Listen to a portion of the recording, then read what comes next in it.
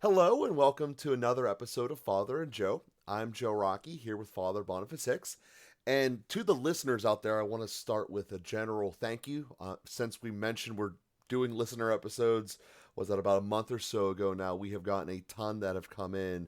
And to be upfront to everyone, I can't go through all of them, but thankfully, most of them have a lot of general themes that go throughout them. And one of the emails that we received is in line with a topic that I wanted to discuss here anyway, and that's what today's episode will be. So I thank everyone out there for reaching out to us. Again, you can do that either by emailing us at fatherandjoe@gmail.com or same thing with at Twitter as our Twitter feed. So at Father and Joe. So, Father, we do a lot of discussions about kind of the in-depth analysis of specific things of the faith. I mean, that's what the virtue series was. Specifically, what is prudence? How does it work? How can we apply it? In this particular episode, I want to kind of step back to the really core fundamentals. And I think it's boiled down to one fundamental question. When we say we got to do what Jesus expects of us, what does that mean? So that's essentially, as far as fundamentally what is asked of us as Catholics, as basic as I could root that question down to. And I like to start there because that seems like the fundamentals of what we need to accomplish. Well, I would just want to rephrase that a little bit. It's it leans too much towards this idea of positive law, like God made up some rules, you're the kid in the household, you got to follow the rules. And there's something very infantilizing about that that doesn't summon us to the full participation of our freedom and intellect. So I would say it a little bit differently. Um, Drawing from some desires in our heart. Well, what do you want out of life? I'd say simply we want to be happy, we want to be fulfilled. So how do you find fulfillment? Well, live a perfect life. Well, what does a perfect life look like? Well, it's probably the life that God himself lived when he became a human being.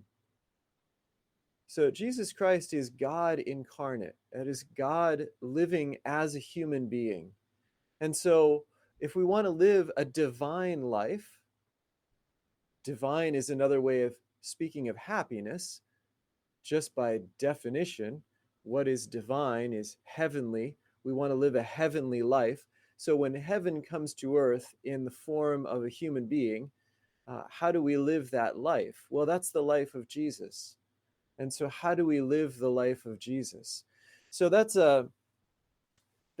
still stopping a little bit short of the fullness of Christianity, because it's not only a matter of I'm looking at his example and trying really hard to do what he does, but actually his life has been placed in me through baptism. So he's actually lived his life in a way that's not only meant to be like racing alongside of us in this marathon that we call human life, and we're trying to keep up with the pace, meet the standard of Jesus, the marathon runner running beside us. But he actually wants to transform us from within. So to actually live inside of us. Now he does that in a way that also reflects our or protects our freedom. So he's not going to force us to do something, but we say, well, gosh, I have Jesus's own life inside of me.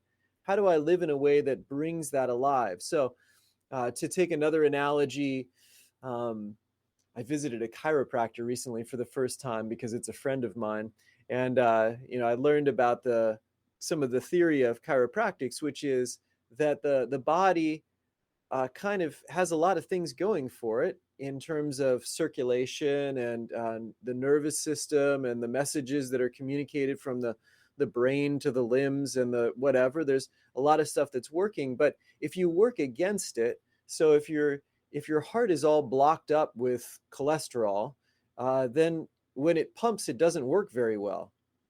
So when there's divine life flowing through us, we can choose to help it or to hinder it. And so then we ask again, well, how do we help it?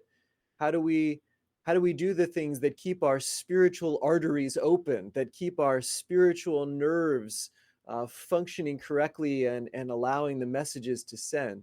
And that involves our freedom. It involves living as Jesus lived and helped us by his teaching and by his example to see how we do that. How do we keep that spiritual organism functioning at its best, and thus allowing his life to come alive within us. So I'm in some sense, your summary is just fine, Joe. I mean, that the bottom line is, do what Jesus says and do what Jesus does, and then taking it a little step further to be slightly more accurate, let Jesus do in you what he says and does.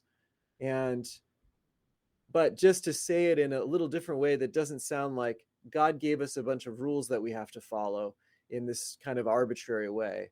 I'm just rephrasing that to say, well, I'm giving also a motive. Well, why would I want to do that? What if I don't? Well, it's more than just, you'll have too many black marks, and when you're judged, you'll be sent to hell. It's not quite like the school teacher in the school, in the schoolyard, giving you black marks and then punishing you accordingly. So there really is something inherent in who we are, and we're already driven by a good desire to have the fullness of goodness and love and the fulfillment that we were made for. And then we need to keep our sort of spiritual organism opening and functioning well. And how do we do that? Well, by living in accord with our nature. Just like we know with nutrition, if you the body, if you fill the body with a lot of fat and cholesterol, or whatever the latest analysis of all these things is, and you clog everything up, then it's not going to work well. If you do the basic things, then it works better. Well, the same thing is true of the spiritual organism, which matters ultimately a lot more than the body does. And since the spiritual organism is going to continue into eternity and be united to a new glorified body that can express it fully. So anyway, hopefully that's a helpful starting point, at least. It certainly is, and I look at that as first off, I appreciate your process of going through how we get to the right question. I think that in itself is a good learning exercise, and to show that you actually go through this thinking process just like the rest of us. It's not like you're the instant like Wikipedia of knowledge. Just click on a button and you just instantly already know it. You can walk through this, and I think it's a very good teaching message there. So the thought that I had that going through there was, I guess, the next step of it, because as I look at it, we'll continue the food analogy here.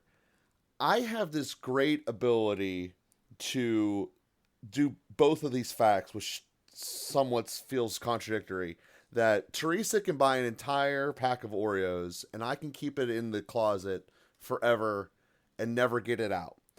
But as soon as I do get it out, they will be gone in a day and a half. And so the way I'm looking at that is to this analogy here is in terms of when something goes bad. I think that many of us have the ability to go, we can avoid the big things, but once there's one slip, we don't have the ability to turn the car around. We just keep going full fledged until we're either out of the bumpy path and the Oreos are gone, or this road's going on forever. And I think that that's something that a lot of us have in our lives.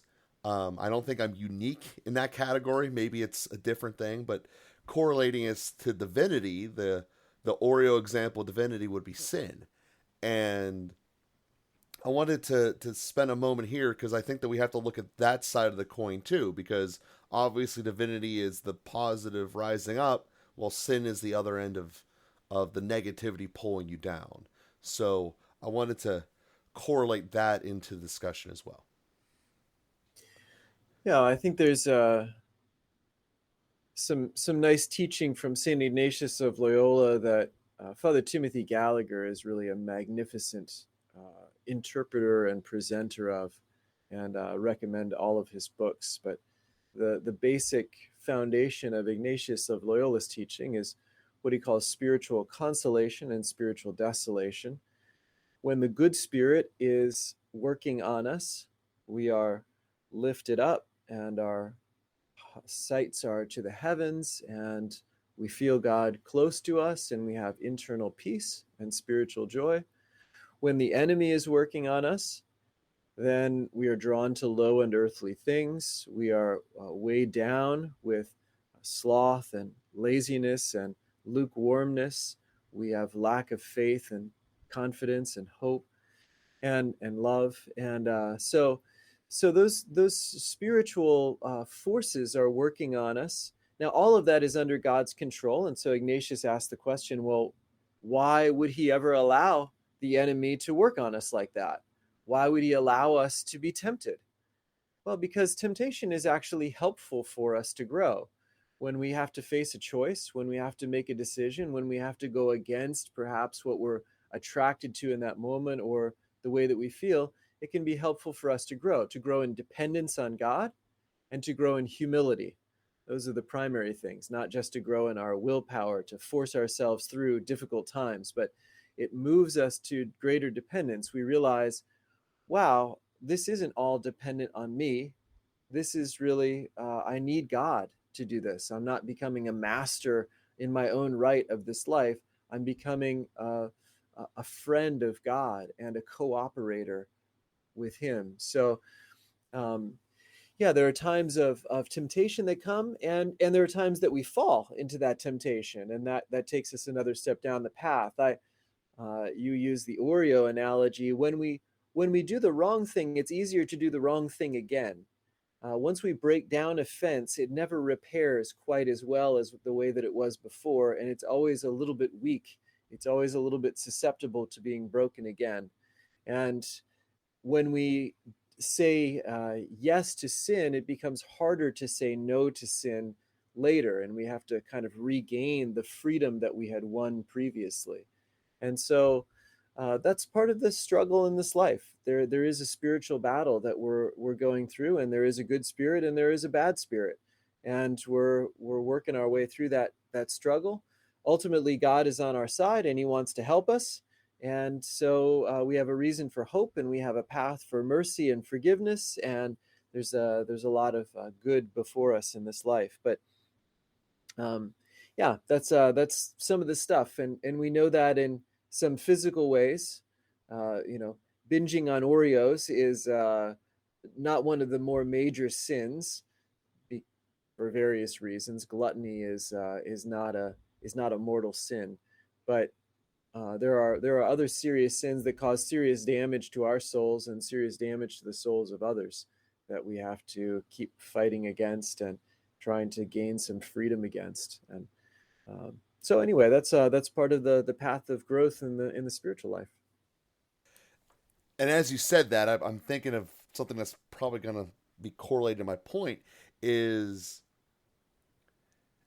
there are so many different things that the church teaches about the priority or the hierarchy of things that are good or bad that we should do or shouldn't do. But they all kind of boil down to, as you said in the beginning, we want to live a life like Christ and having the divinity. Um, and to do that, we have to be able to be present in relationships and all kinds of other stuff that we discussed prior to that. And there's kind of an underwriting assumption that you're capable of communicating through that in some capacity and being able to be physically present, which you could make the argument that keeping your body physically present so you can be around for more people and more elaborate communications is a vital step of that life. But it gets back to the core of it is Jesus did a lot. I mean, all of us have a lot going on in our lives. Obviously, the Bible discusses about his teachings, but there's 20 some odd years prior to that that's not really detailed. And that majority of time is where we're stuck in our lives. All of us can figure out, 7 high points that we could discuss that people will want to talk about later, but the mundane Thursday afternoon, is the majority of our lives. And that's kind of where a lot of people are asking about, and myself included in this. How do we make sure that the mundane doesn't is putting us in the right direction and taking us to a spot of divinity? Because doing the little things correctly ultimately leads to great results. But how do we know if the little things are being done correctly? Because by definition, they're little and less noticed. Well, part of it is that teaching that I just mentioned in terms of paying attention to spiritual consolation and spiritual desolation. It's in times of spiritual consolation that God sets us out on a new path, or um, redirects us slightly, or engages us in a deeper way. It's in spiritual desolation that the enemy tries to get us off track and to do the wrong thing and to break our resolutions and stop our commitments. So, paying attention to those times of spiritual desolation and spiritual consolation, which happen throughout every day, is part of how we navigate the spiritual life on a daily basis. And when we're not in spiritual consolation or spiritual desolation, then we're in equilibrium, in tranquility, and we should keep doing what we're doing. And so, the way that we live the path, seldomly when you're driving does there a sign that says right way. So we get some wrong way signs, and that's something to pay attention to. Sometimes we get some indications to make a turn, but we usually wait for the GPS or the positive indication for that. We usually don't just randomly veer off onto a side street and see if this might be the right one. So in our daily life, for the most part, uh, you know, I, I'm looking at you, Joe, over the screen, and I think your daily life is filled with a lot of the right things. And so carrying on in your daily life the normal way, and there are going to be some temptations in there to get angry at a client and to yell at somebody. And sometimes people need to be confronted and challenged, but sometimes it's working out your own stuff. And as you live in your skin longer, you start to figure out what's what. And you don't just indulge your own stuff because it feels good to get angry and be powerful and try to force people to do something that you want them to do, even if by some measure they ought to be doing that. And we learn to act in charity. We learn to love those who are around us. We learn to act in justice and also in honesty. And those are some of the places where the rubber hits the road, that we uh, push ourselves to really treat people not like objects that we need to navigate in our own personal Mario Brothers game of reaching the finish line, but that we treat people as people who are in the midst of their own relationship with God and are trying also to grow in holiness, and we're part of their journey as well, and so we grow with them.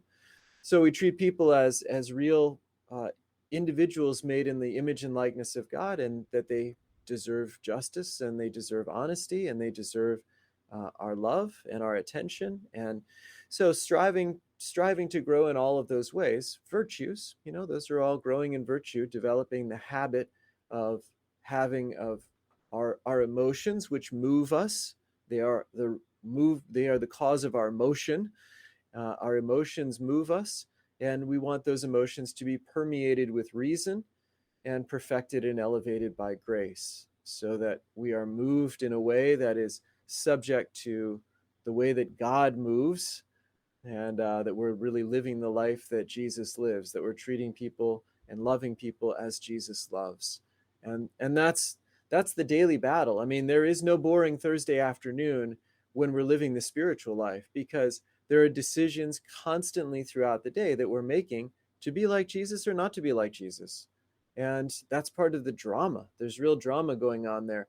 It's not the kind of drama that makes it into history books, although there are particular moments of it that are made visible and are particularly dramatic. But for the most part, it's the daily drama that is where we live out our spiritual life, just like you said. And sometimes that daily drama turns into something more visible and more significant. But even those moments are really a culmination of all the other moments. Like martyrdom doesn't just happen all of a sudden. Martyrdom was prepared for by years of faithfulness, by years of making decisions for the gospel, even at the cost of our own life. And then finally, that's culminates in a actual experience of martyrdom. Those heroic acts of justice, which go down in the history books, didn't just happen all of a sudden accidentally.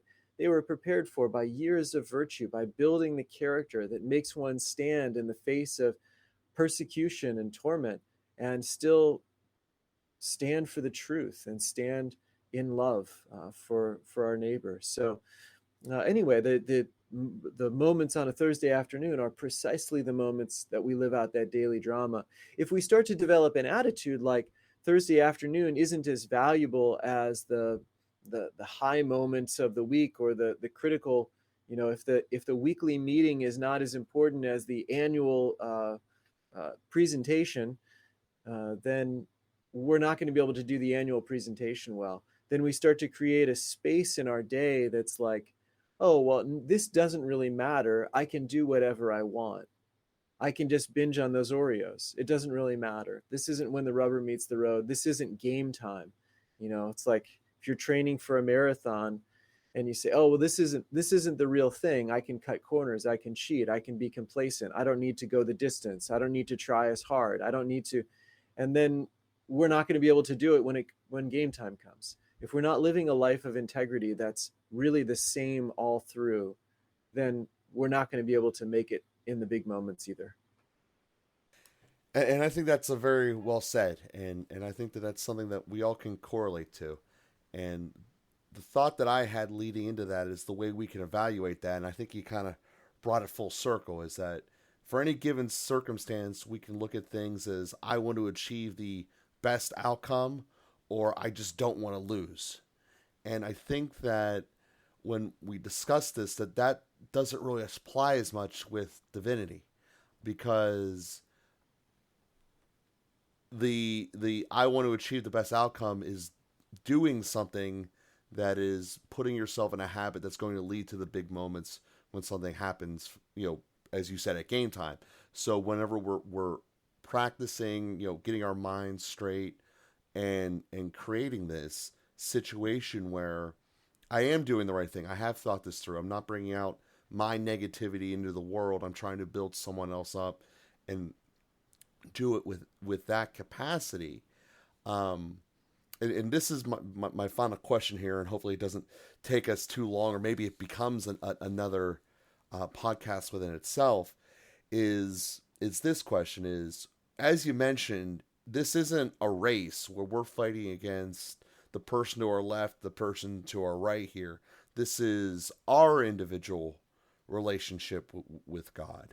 And in such, everyone has a relationship with God, whether it's developed or not, it's there. So the concept of me getting to a relationship with God and winning first place in this race isn't feasible, let alone practical. So my question there is it a responsibility or a duty of ours to essentially have our relationship with God be public so that other people can see how we do it and how we are doing it? Inherently, that has some presumptions with it that we are doing things correctly. People should do it like us, but in general, we see many people doing the right things in life, trying to do, as you said, do these little practice moments, do things correctly, but it's never said with, I'm doing this explicitly for Jesus or Christ or anything like that. So I guess that's kind of my question too, is trying to get to is what is our duty with that regard? I'm not sure I totally followed that. So if we're doing something correctly in our lives, as you said, with trying to do the right things in the little moments and trying to carry forward correct attitudes, correct actions towards other people, yes, that is good and positive in the relationship with there. But should we explicitly be saying, I am doing this because my faith is telling me to do this, or should we just keep doing the correct action and not necessarily explicitly state we're doing this because this is the way Jesus lived throughout, and just kind of let our actions be as they are? Um, well, I think so. In other words, when you deal with a contractor and you're good to him, do you tell him that you're doing this because you're a Christian? Yeah, essentially, are we trying? Should we be trying to advertise that? I guess is the way of saying that. Yeah. I mean, an obligation to proclaim the gospel, and so we should be ready to give a reason for our hope. Now, it's possibly grating and irritating if we're constantly saying, "I'm a Christian. I'm a Christian. I'm a Christian. Hi, my name is Joe. I'm a Christian." Um, that's probably weird, but at the same time, um, we should be wearing our faith on our sleeve enough that people know that we're a Christian. It shouldn't be something that we hide either. So, how explicit we make that is going to depend on the circumstance and depend on the people that we're interacting with. It's going to depend on a variety of things. But I would say, in general, we do it too little. I think we are not explicit enough in the way that we live our faith. And so, probably almost everybody that's tuned into our podcast needs to do it more. Now, I put my money where my mouth is.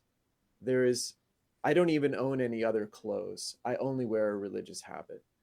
I'm in that habit all the time, and there's nothing to be afraid of in being Christian and in making that known. So again, we don't need to be weird about it. I mean, we can be somewhat natural about it, but we shouldn't be afraid of it either. And if we feel insecure about proclaiming our faith or inviting other people to know Jesus or letting people know that we're a Christian and that that's a priority in our life, then we need to look at that and really examine what it is that we're insecure about, or what that we feel inadequate, or that we're not good enough as a Christian to be seen that way. Well, those are things that we need to work on then. So yeah, I would really challenge everybody to find ways to be more explicit. Um, the oft quoted statement that Saint Francis never actually said, "Preach the gospel always, and if necessary, use words." It's necessary. So in our time, it's necessary. It's not adequate simply to live our faith. Now, if we proclaim words and we don't live our faith, that hypocrisy can do more damage. So we need to also challenge ourselves to live our faith. But then our words become an expression of a life that we're really committed to. And it's just not a big deal to say, yeah, I'm doing this for Christ. He's the reason for my life. I mean, Jesus was explicit in saying, if you don't bear witness to me, I won't bear witness to you before my Father in heaven. So if you want to go to heaven, you need to talk about Jesus. I mean, he's fairly explicit about that in the gospel. So yeah, I would challenge everybody to be more explicit, and then what happens when you think about that? What's kind of holding you back? Where do you feel some anxiety about that? That's probably a good thing to look at and talk about in your prayer and with your trusted friends that you can, your advisors and whatever else that you can talk to about your faith life. Beautiful, and what a great way to end this episode here and carry us forward in the next week. Thank you all for listening, and we'll be with you again here next week.